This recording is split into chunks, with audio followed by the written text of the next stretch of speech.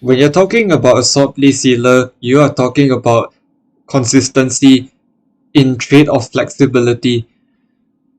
So why I say that is because Swordplay does not want you to swap targets while dealing damage.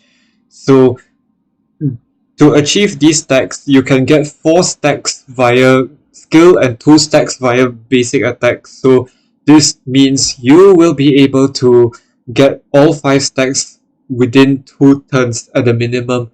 And at Super Imposition 3, Swordplay will out DPS the In The Night at S1.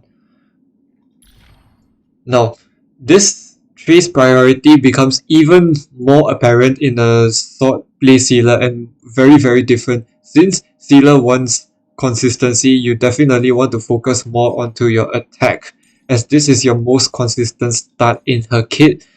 Then in the abilities and traces wise, you definitely want to focus on your skill first, then your ultimate, then resurgence, which is your talent, and then your basic attack. So this allows Seele to be more consistent in the battlefield. And for your bonus abilities, just get all of them, especially Lacerate, which is a no-brainer, easy quantum respan damage. And Rippling Waves is really important, especially if you want to act as a mini Bronya who can fast forward all her attacks and fast forward herself by a reasonable amount. So Rippling Waves becomes even better when you pair it with a Bronya who has Eagle of Twilight line, for example, and Bronya's ability and talent where she fast forwards herself. So Rippling Waves pairs perfectly with Bronya's talent. And with Nightshade, this is a pretty much defensive one, so it's good to have at a very early game. As well as your relics, things will start to change here, as this is an inverse of a normal in the Night Seele. So definitely for your starts here, you want more attack percentage, which is here, more attack percentage, as well as more crit rate later on, then speed, and then crit damage, and then defense. That's pretty much the way you want to prioritize your stats. And for your boot, you'll be using your attack percentage boot with an attack rope as well as a quantum damage sphere. And try to stack as much attack percentage, even more so than having a crit damage sphere here. So that's why I swapped out my crit damage sphere for an attack percentage centric sphere, so that I get more consistency out of Seele. And her attack wise, the best will be around 3.5k as the most optimal start for Swordplay Seele, and it's even harder to achieve this. Why so? Because Swordplay is a 4-star light cone, whereas In The Night is a 5-star light cone, so that means In The Night will give you more stats than a Swordplay light cone. And due to this explanation, you definitely want to get your HP hit as much as possible. You want to level this up to the max, as well as get some defensive substats, so that she will be tankier in the field, and she doesn't need to suffer too much being like less than 25% HP most of the time. So every point of defense counts here, and I say a reasonable amount of defense is around 1.2k. However, I'm lacking such a great amount of defense, so it is still viable. However, you will need to heal more. By now it is very obvious that Genius of Brilliant Stars is the most optimal 4-piece, and I will not argue on that. However, now with the Swordplay Seele, you will definitely want to replace your inert Salsoto with a space healing station. And why so? It is because that space healing station gives the most consistent results and the most consistent output, which is basically an attack plus.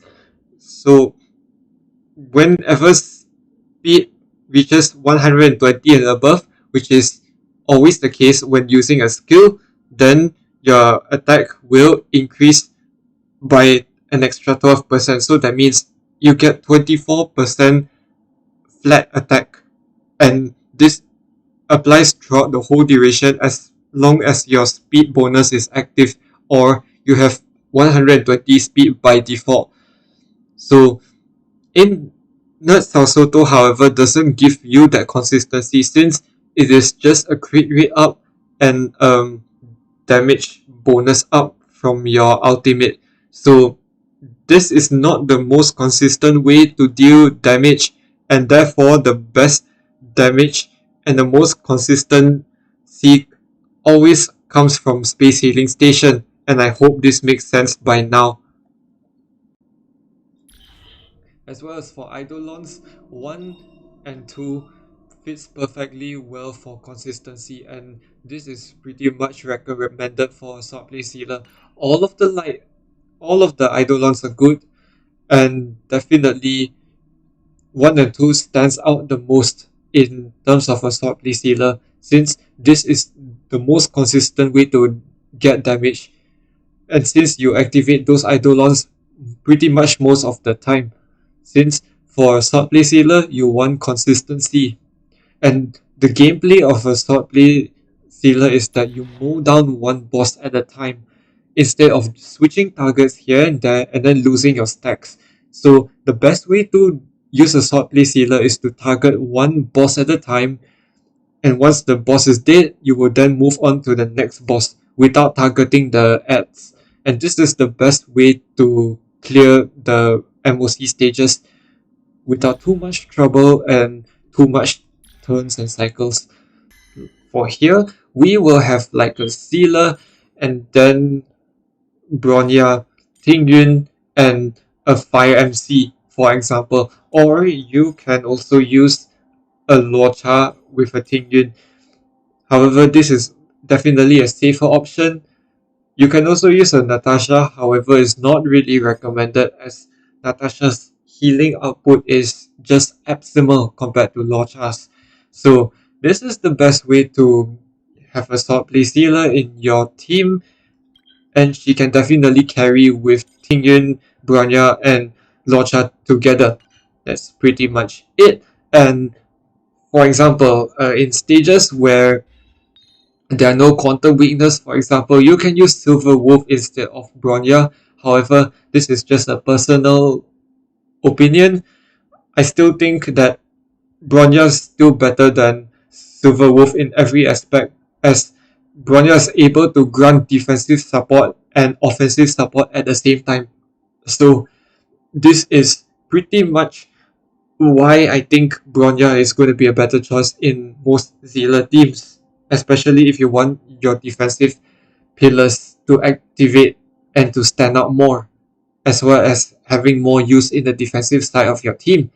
So Bronya is able to empower them. That's pretty much the guide for Swordplay Seele.